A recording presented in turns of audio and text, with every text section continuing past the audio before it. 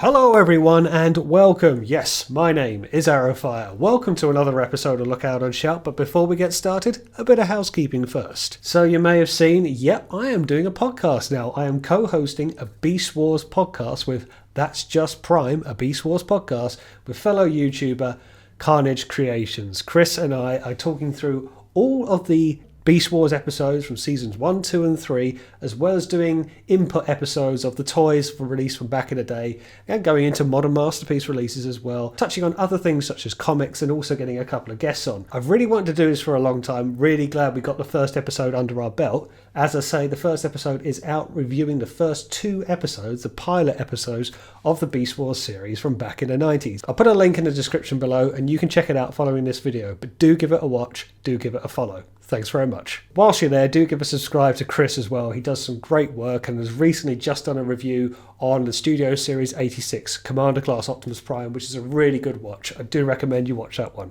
That's in the description as well. So today we are reviewing. It's another Predaking with LaserCat SKP-01 Mini-Ferocy. Is that how you say it? It actually says on the box, it's Ferocy party time. Ferocy. But here it is, and the box that it comes with is kind of going for a Last Supper kind of vibe, I guess. They're all sitting there having their meal, and as such, you've got Dive Bomb Rampage, Headstrong, Tantrum, and Razorclaw in the middle. He's having a nice little Blue Flame Energon steak on the go, and they've got some nice gubbins on the way around. There is also a head of Optimus Prime that LaserCat have released as well, with an upcoming Grimlock that's just hiding in the corner, and that's going to be one of their next releases. On the back of the box, if you turn it the other way up, is a look as to what it combines into and the individual figures. Some gubbins on that side, and some robot heads, or rather some animal heads, on this side as well. Now, this is, for anyone who wants to know, this is a Chibi Style, and if you don't know what that means, it's over-accentuated. It is big but small, swollen in right areas. Think big head mode back on the Nintendo 64. Where are my 30-year-olds at? God, it's more 40-year-olds now. And that's where you get the kind of super deformed style. If you are familiar with this, a previous company that was doing this was Master Made, and I had a couple of their products from before. Since their Devastator came out, we haven't really heard from them anymore. Who's to say that this isn't Master Made? And I'll tell you why I think that could be the case, because additionally with this box, you have a window for all of the figures that would sit inside, with little Velcro buttons at the bottom. Now, okay, Velcro is hardly a rare commodity in this world, but I only know one company that packaged their boxes like that. That was Master Made. And we know these companies can kind of come and go and pop up, so maybe a designer just went to LaserCat from there.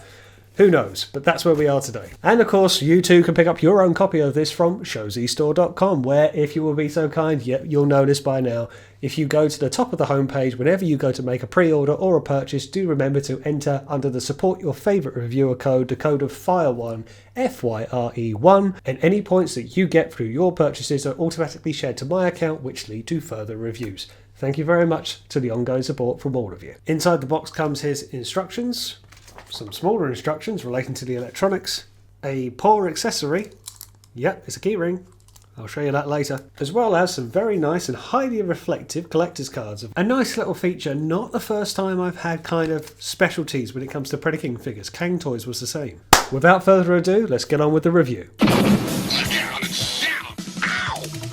And here they all are, side by side in their robot modes. I thought it was better just to get them all together and so I can show you them one at a time. They are adorable. They are so cool.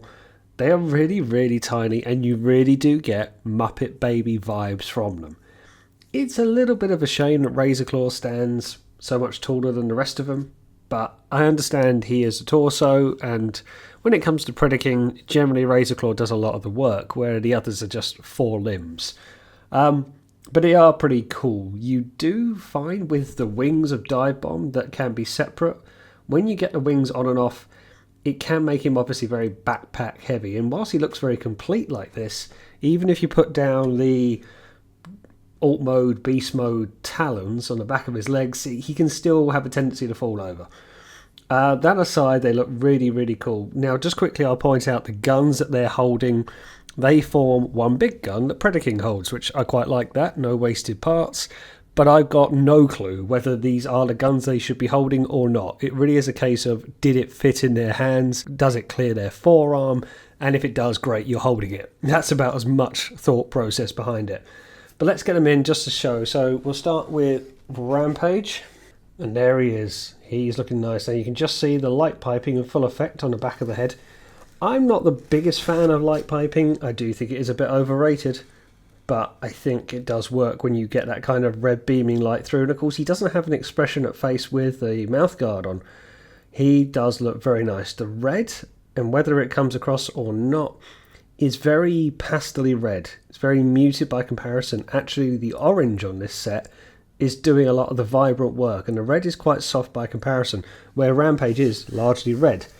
I will say on my copy, he's very stiff in parts. Like, to get him to tilt his ankles is not easy, and yeah, I think this is going to be a theme with this set. Stiffness, over tightness on some joints is a bit worrying. Like, that's moving the wrist, it does move, showing you a bit of articulation, and as such, with the stiffness and things not moving, he can be a little bit awkward to pose because the ankle tilt won't always be so forthcoming. At least it seems to be stiffer on Rampage than it does on the other figures. But yeah, he's got his beast mode head, which we'll see a bit more in a minute. Show a bit of rotation around the ankle, which is nice. So you can get some poses. Head articulation is pretty good. A little bit stiff as well. But they are a bit limited to their articulation, but they're not meant to be hyper posable. They're still on ball joints like anything else. They look absolutely adorable though. Moving on next to Tantrum, who I really like the chest work on actually. That kind of grey diagonal grid going on, very square. And he's got the angry face on. He's not happy. So that's really cool. Really expressionate as well. Again, stiff, but can get the ankles on the go. So you can get a little bit bend on. There's the bend for the knee. He just feels a little bit better. Maybe stiffer at the elbow. Again, tight at the wrist. So there is toughness to it. It's not going to break. Waist rotation, very nice. And head as well. The gold visor used for the eyes is very, very nice. He's one of the more expressionate of the set, and I think for his alt mode and his bio, Tantrum, being quite a temper bot, I think that makes sense. But again, you can kind of see the mutedness of the red coming through, the black's trying to break it up, if anything. It's just a colour scheme that they've gone with. He's not a popping red, he's a very soft red by comparison. But I do love that expression on the face, that looks really, really cool. Moving on next to Big Bird, Dive Bomb. He's got a happy-go-lucky face on, and of course he's mostly yellow and black. But what's interesting is the gold on the beak and on the wings kind of doesn't match anything else of this set. Maybe with the exception of Razor Claw's chest, which we'll get to in a minute. It's not gone for that bright yellow that you see on the other figures, as on the chest here. It's gone for that almost dirty gold, fool's gold kind of colour to it. Just an interesting choice. No light piping on this one, but of course the back of his head is largely obscured. He's mostly yellow and oranges, particularly if I show you the legs. And I just think he's got a lot of character to him, not just the face, but I like the colour. The wings do make it, but at the same time the wings make him very topply. At the same time, he can be a bit of a nightmare. And as I say, these are the alt mode talons you can pull down, but they don't lock in, so they can move up and down freely. And of course with the wings it gives a little bit of limitations to some articulation, but yeah, he's still pretty cool. Dive Bomb is a good character and he's very expressionate. It's a shame as well the wings don't move, they're stuck. I would have liked them to fan in maybe, or if he could fold them down. They are rigid, they can move front and back, which doesn't really help him in this mode. I would like him to cascade down maybe, but perhaps I'm asking too much. But I like the face on the go. He's got the cheeky chappy expression. I like what they've done with him. He is very nice. He just has a little bit of standing issues, unfortunately. Moving on to Headstrong next. Do I think it's Headstrong or Ramhorn? I always get them confused. I think it is Headstrong. He's again gone for the happy look, which doesn't really suit the character. He had one of the more speaking lines of Season 3, and he was grumpy, and he will get there when he's ready and not before. So I think he could have gone with a grumpy face, but I like the happy expression. It's kind of a theme with this set. You see what I mean about the guns not kind of getting in for clearance? I don't know if I've got the right gun or not, but it's easy in, easy out as such, and you're kind of having to make do if you choose to pose them in this mode.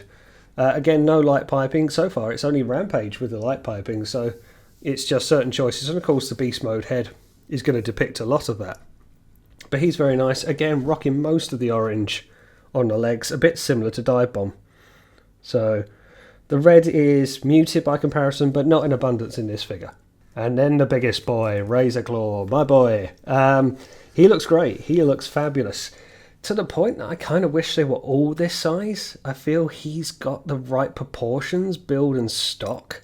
The legs stand tall, the chest is big and large, the head is very impressive.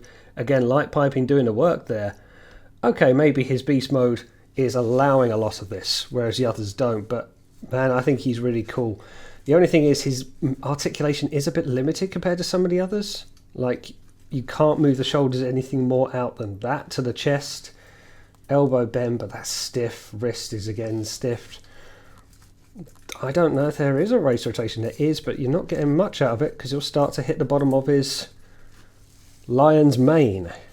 And with the fabled piece, again that dirty gold for the waist of Predaking, that's going to hinder some of the leg posability, which, and again the leg's really stiff here if there's a bend at all. There is a bend, but very, very stiff. Very tight. Again, the theme with this. You've got good hip movement and head rotation, probably one of the best of the lot. Can look up nicely, can look down. I love him in this mode. I really do. I think he's brilliant. I love the centerpiece for alt mode, beast mode. I think it looks really, really cool. I think that's the best gun for him to hold, the biggest of the three. It kind of makes up the main of the gun. I would like him to come with a sword. I'd like them all to come with handheld weapons, because if the gun breaks up, I'd like the Predaking sword to do so as well. I don't think that's the case. But they look really, really cool together. And obviously, he's my favourite of the set. And just to show you what we're dealing with here, here they are alongside one of the Galaxy Defender, or one of the Galaxy version blockies. This is Smokescreen, of course. And they scale really right, particularly when I bring in Razorclaw. Now, this is possibly more by coincidence. I don't think they're trying to be in keeping, but a lot of people have these in their collection now. So if that's something you're interested in, and these guys will scale alongside the ever-growing blocky collection going forward, but they're not really going to scale with much else. They very much are in a league of their own.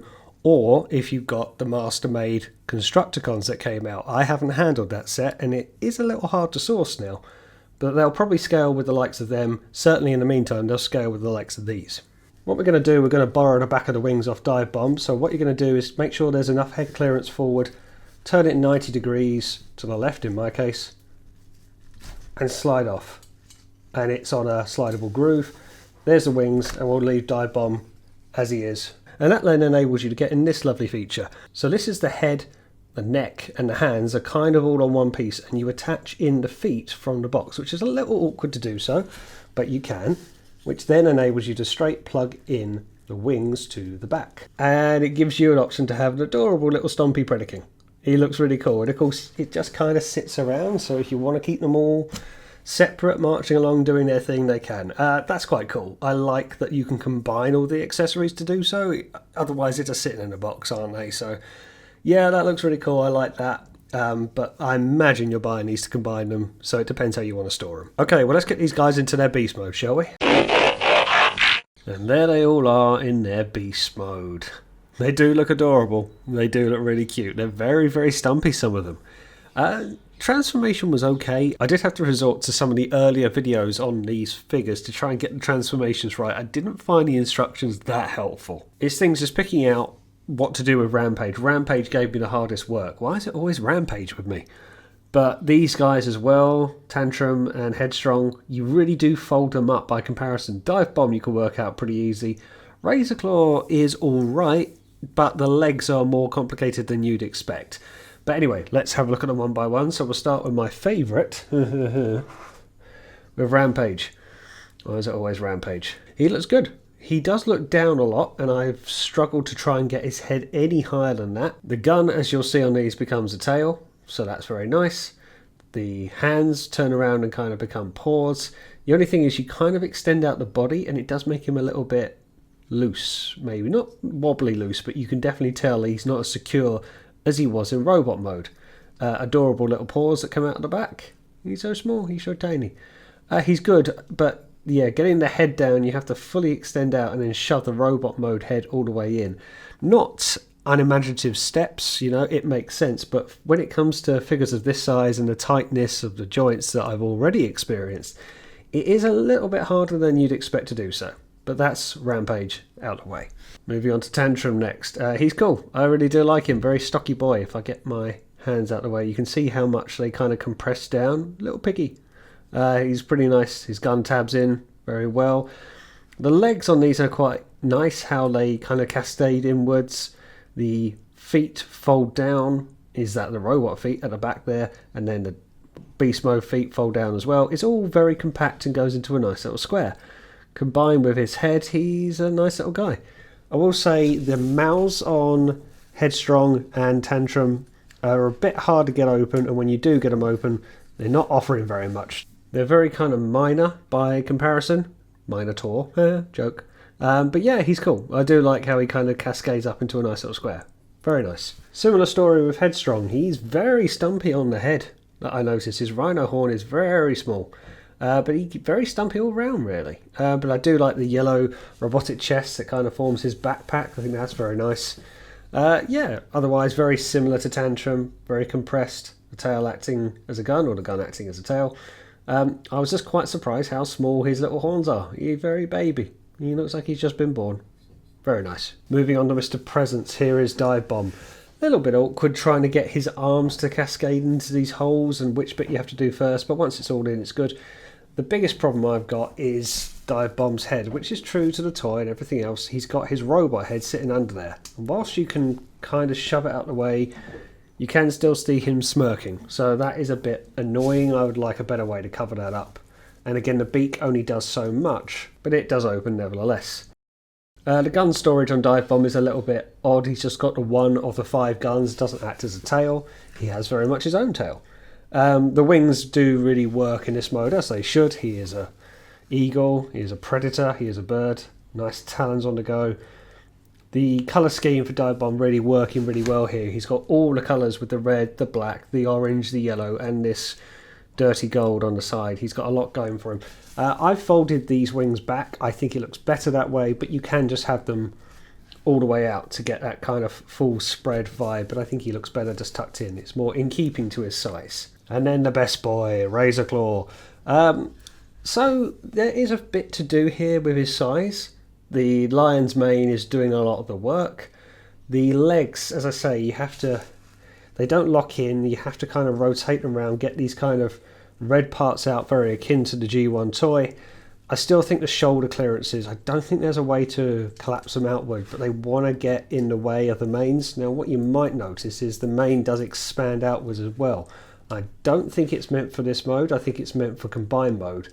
But it's very easy just to kind of pull them out and it expands outwards. And then it ends up hitting these side cannons. So I think that's right anyway. I do like the tail, that he is the only one who comes with his own tail that lives under the Predaking waist.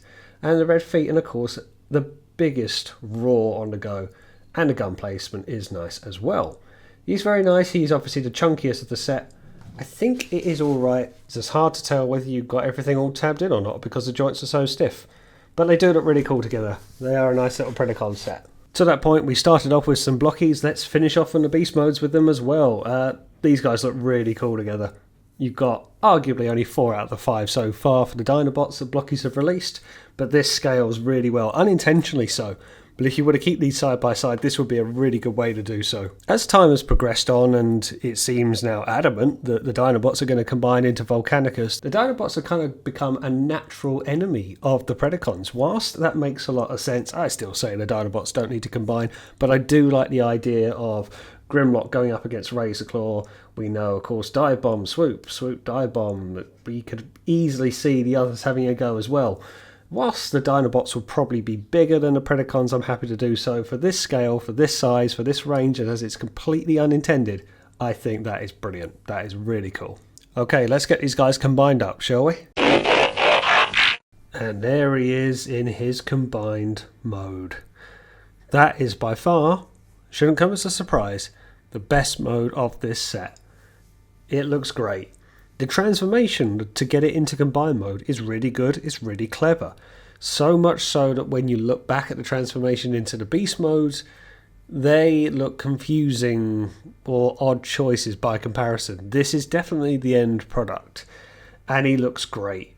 I've seen people say you need like upgrade kits to make his legs taller. I think this just suits all of its proportions, and naturally it would. It's been designed to this spec. But when you put it together, it has very familiar steps of plugging in combiner ports and slotting in wings. Since the likes of Combiner Wars in the Chug line, combining ports have just gotten more sensible now and almost more uniform. This guy is no exception, even though he's a completely different scale range. I have got a couple of nitpicks on it. It's by no means perfect, but it's very, very good. And it very much is in a lane of its own with this style. I mean, the likes of Mastermade don't seem to be around anymore, and I'll touch on that in the end. But for the here and now, when you put it all together, it's really quite cool. It latches together nicely, doesn't really fight you, up and a couple of points around the legs. He looks really good, really imposing, as a Predaking should. Let's get in for a closer look. The lovely colour separation, even things like that soft gold being used on Razorclaw's chest, which is fanned out more in this mode, really, really helps. The sword is very imposing and a great main weapon. Has a lot of Thundercats to it. I really am getting the Sword of Omens look. The gun might be on the stumpier side. I do like, though, that it's all 5 of their guns fused together to make a super gun. It's not the first time combiners have used that technique, and I like it, though. Right, a couple of problems. I don't think there is a way to get his rear cannons to come across the shoulders. I think that's about as much. You can move them backwards for whatever good that will do, but that's about as far forward as you can go for hitting the 2 arms. And for me, that comes across as a shame. Not that it doesn't look bad pointing upwards. If anything, it's an extension of the wings. But I want them almost coming across either side of his head. And unless I've missed a step, unless you're meant to fold them back, but if you fold them back, then they're well out of shot. And they can kind of come across there, but it doesn't go any further, and I feel that is a bit of a shame. Yeah, that's just one thing I would like. Posability is okay, but with these kind of styles, you end up bumping into things. It's the same if you've held any of the Mastermade figures. They're there to look good and they are fun to handle, but articulation can be limited based on their design. This is no exception, so I'll show you quickly. You very much have to have a forearm rotation, which is good, but you also have a bicep rotation further up, which is harder to move without moving the other. You have to take my word for it, it is there. Then you have an elbow bend, and of course a wrist rotation. The wrist is quite stiff, but it is there. I also want to point out the hands. It's a little bit of a shame that whilst the sword pegs in nicely, the fingers do not grip around. The base of the fingers here won't go any further for the grip of the sword. It doesn't close any more than that. So it more or less is just kind of, well, you see the fingers there, they're just more or less sitting. It doesn't do a full wrap around, and I think that is a bit of a maybe a misstep there. Not a big one, but one nevertheless. Head articulation, tight. Does have some good expression to it, and you'd hope it would, considering it is largely on big head mode. Leg articulation is there.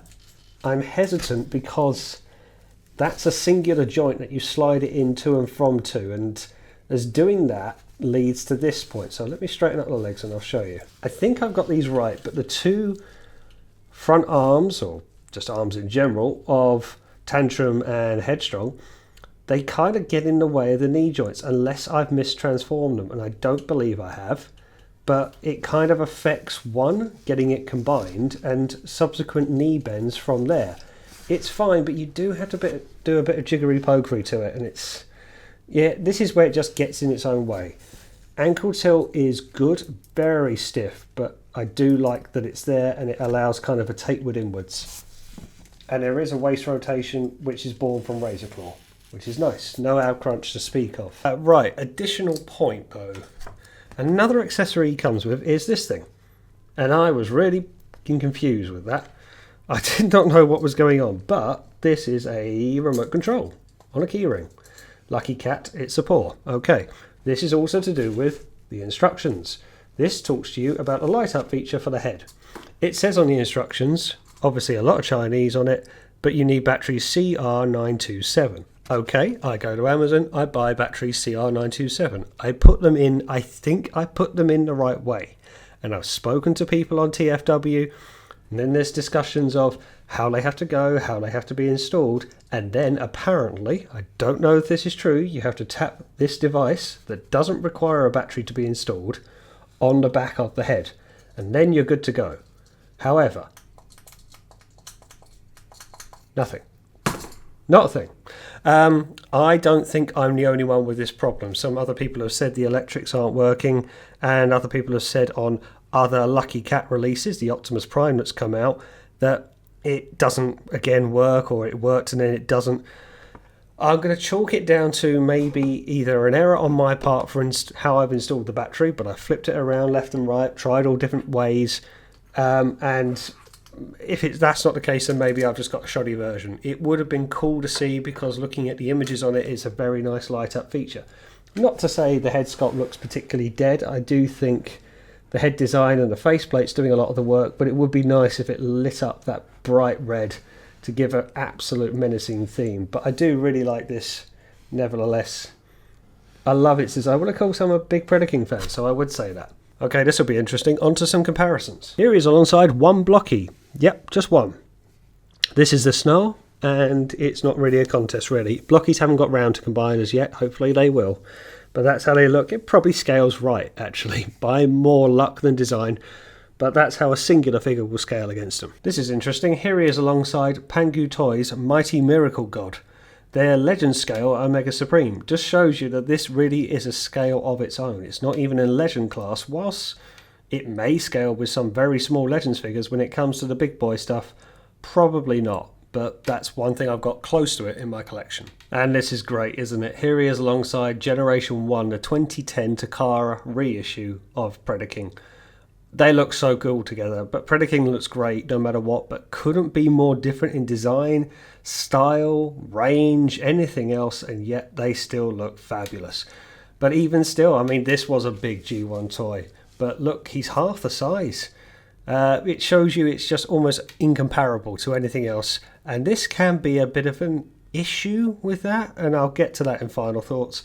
But that's how they look nevertheless for your viewing pleasure. Just for scale and size, here he is alongside a Chug figure in Kingdom Pipes. Yep, Pipes is nearly half a Predaking. Do what you want with that. So what is my view on the Pred that would be king? He is quite cool, particularly the combine mode sells it. And it's easy to say that when it comes to combiners. As I've said before, the last thing you do is combine them. You generally keep them in this mode, but it is the last mode that sells this figure. I was a little bit almost underwhelmed with the individual figures. I thought in robot mode they looked really good, particularly Razorclaw. I think he looked fantastic. He actually made me want the other figures to be the same height as Razorclaw. Beast modes, the alt modes, they looked the most sacrificed, I think. I think they were harder to engineer. Now, I mentioned Mastermade at the start of the video. Their Devastator that came out that could have transforming figures to it, I never handled that. But I wouldn't be at all surprised if it had the same challenges as this. That the robot mode looks pretty passable if you want to keep them that way. The combine mode looks really good. But when you've got to kind of get these small digits and everything folded up in place, something tends to suffer. And I think the alt mode has kind of been, not sacrificed, but it had challenges. I think the size is a problem. I think the size is a problem as much as there's a lot to make a triple changer out of, and combiners are triple changers. But this does really good work. I really do like it. I like many things about it, but I guess there are things that I wish it would do better. So, at least for my copy, the light up feature doesn't work. That's annoying. My copy, and I think other people have got that same problem. Not closing of the wrist around the holding of the sword is a minor annoyance. I do wish maybe there was a bit more die cast here. It's very plasticky. That's something you do notice it. Not that it's going to fall when it's kind of built very well, but I'd like it to have rigidness maybe around the knees, maybe around, I don't know, the side of the chest or even the ankles, just to have that solidness. It's just not here. I wish the shoulder cannons would come through. I don't think I found a way to give the shoulder clearance to have it fully coming past the side of the head. And posability with these things can be limited. This is a problem I found with Mastermade. is that whilst it looks really good and it's kind of doing its own fun little style, is that it's still a small figure. It's smaller than Legends in some degrees, and it's hard to get. You're not going to get things like double bended elbows here necessarily. It's going to start banging into itself. So for the articulation it's got that it can do, it does look really good. Now I will say a problem when I have had the Mastermade, the other Chibi Style series. So I had Omega Supreme and Trypticon, and they were fun. I do think that something that Mastermade did very well, and I think this comes across as well. They are fun figures. The trouble I had with them, and the reason why I parted with them, is because they didn't go with anything in my collection. And I think you saw that in the comparisons in this video. It doesn't scale with anything, and it's by luck that it scales with the blockies, which is good, but it doesn't scale with Chug, and it doesn't really scale with Legends, and it certainly won't scale with Masterpiece. I got this because I'm a big Predaking fan, as you know, but is it going to be a bit of a sore thumb in your collection? Because that's what I felt with Omega and Trypticon. They were good, they were cool, I liked them, but they did stand out because they didn't complement anything else that I had. And I wonder, is that going to be what other people have as well? Does the fact it is it's Chibi Style, which is its own corner of the market, which is great, nice to see that someone else is doing it, does that make it stand out among a otherwise very hearty collection of Chug, Legends, Masterpiece, third party or otherwise? Now I don't think it needs the upgrade kit that people have been doing for it. Someone's put an image up of an upgrade kit for this Predaking alongside the Mastermade Devastator, which possibly lends to the fact that it's not Mastermade, otherwise they would have made them the same size to begin with.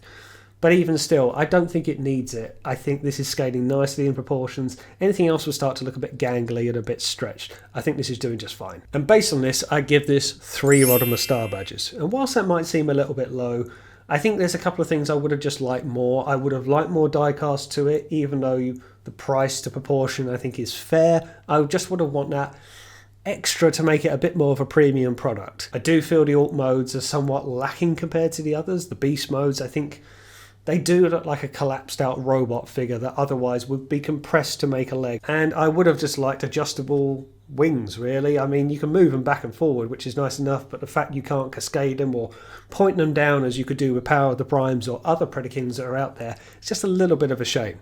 But he's going to look really nice on my collection. I'm very glad I've got him anyway. And there we go, that is my review of LaserCat's Mini-Ferocy, their version of a Chibi Style Predaking. I hope I'm pronouncing that right. I'll put some photos up at the end. Thanks for watching. Don't forget to like, share and hit that subscribe button because I will see you on the next one.